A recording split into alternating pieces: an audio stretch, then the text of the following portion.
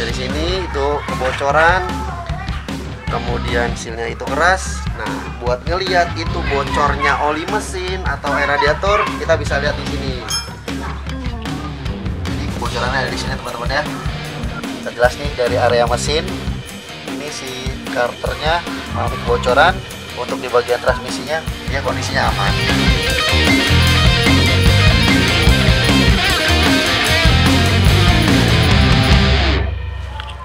Hai Sobat Arsalan, kembali lagi nih di bengkel Arsalan Jaya Otomotif.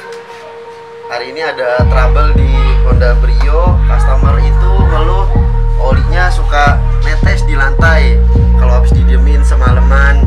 Mari kita cek coba di sini. Indikasinya sih ada kebocoran oli. Nah, coba kameramen kita lihat. Nah, ini ada bocor oli nih di seal atas. Ini namanya seal cover valve. Nah, dia itu sealnya keras. Nah, itu olinya tuh. Nah, dari sini nih. Dari sini itu kebocoran. Kemudian sealnya itu keras. Nah, buat ngelihat itu bocornya oli mesin atau air radiator, kita bisa lihat di sini. Kolong. Nah, ini kelihatan nih teman-teman nih. Ini jelas nih dari area mesin. Ini si karternya mengalami kebocoran. Untuk di bagian transmisinya, dia kondisinya aman. Jadi kebocorannya ada di sini teman-teman ya. Untuk penanganannya dan efeknya apa? Kalau dia itu kebocoran oli, olinya berkurang, mesin cepat panas, itu bisa overheat juga. Nah, jadi buat teman-teman semua, kalau mobilnya ada kendala bocor oli, itu lebih baik cepat-cepat dibenerin deh. Bawa aja ke Arsalan. Nanti kita tanganin untuk trouble untuk bocoran olinya. Nah, teman-teman, ini yang tadi udah saya jelasin untuk kendala di sealnya itu. Nah, ini seal cover valve. Kalau teman-teman di luar biasanya bilang seal packing clamp.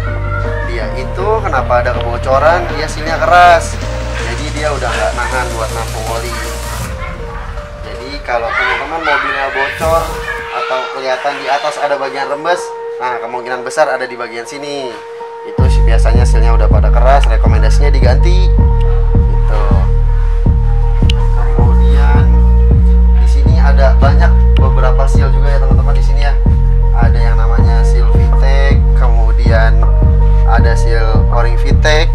Nah, itu nanti ketika dibuka itu kelihatan semua teman-teman bocornya yang di bagian mana aja. Jadi buat teman-teman Arsalan, kalau mobilnya ada kebocoran bisa diidentifikasi, setidaknya lebih bisa tahu dari mana sumbernya. Gitu. Ya teman-teman, lanjutan dari kebocoran oli yang tadi. Nah, di sini itu ada yang namanya di matic. Nah, kita buka dulu ya. Untuk kebocoran yang di maticnya, kita bisa lihat nanti. Kita yang pertama bisa buka dari akinya, kemudian lanjut filter udaranya. Cuma saya buka dulu akinya ya teman-teman ya. Kita lihat untuk seberapa parahnya kebocorannya. Jadi biar bisa kelihatan nih bocornya tuh udah sampai mana aja.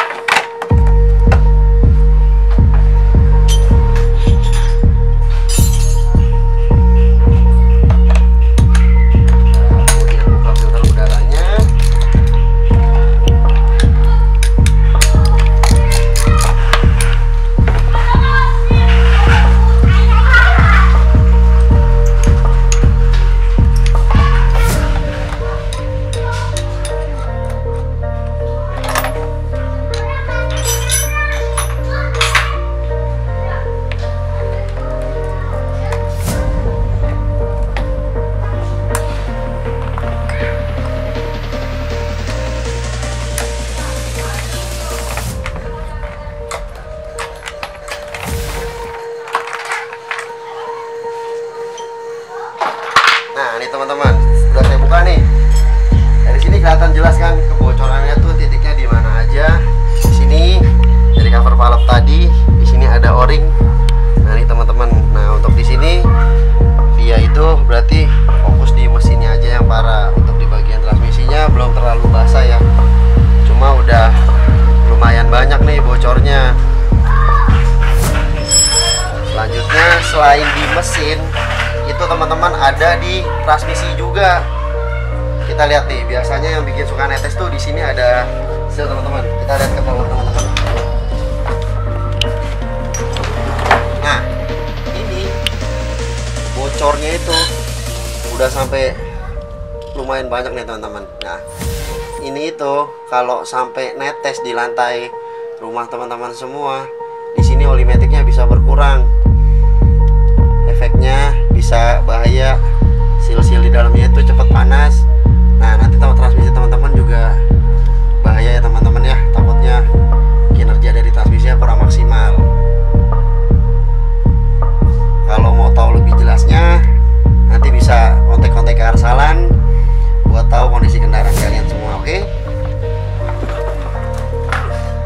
Oke, lanjut lagi ya teman-teman ya. Setelah kita buka ini, semuanya terlihat jelas kan ya, kebocorannya udah lumayan parah nih di Honda Brio pelanggan kita kali ini. Nah pastikan teman-teman nih seberapa berkurangnya oli teman-teman kan ya, buat mastiin masih aman gak sih dipakai jalan. Karena kan kalau oli yang berkurang itu efeknya panas mesin berlebih. Nah mesin juga kasar. Teman-teman bisa lihat nih dari stik olinya. Nah ini kan, nah ini terlihat jelas nih. Ini untuk batas maksimal oli mesin itu dalam kategori normal. Nah, cuma di mobil ini tuh udah di bawah ya. Kenapa dia ada di sini? Karena itu olinya udah berkurang dari seal-seal yang mengalami kebocoran itu. Jadi kalau untuk teman-teman semua, kalau mau perjalanan jauh dalam kondisi bocor seperti ini, belum sempat ke bengkel nih, penanganannya ditambahin dulu olinya ya.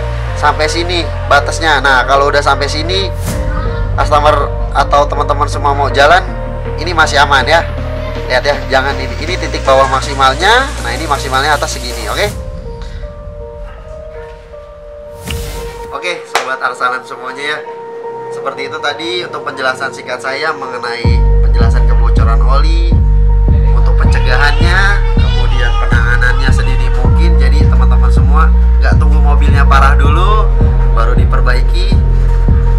Jadi kalau nanti ke teman-teman mau ada yang mau ditanyakan, teman-teman bisa hubungi ke Arsalan Jaya Otomotif atau tinggalkan jejak komentar. Nanti kita bantu jawab, nanti kita bantu jelasin. Kalau memang teman-temannya nggak bisa datang ke bengkel Arsalan, bisa kita lakukan pick up service mobilnya ataupun kita lakukan home service. Oke, cukup semua. Terima kasih.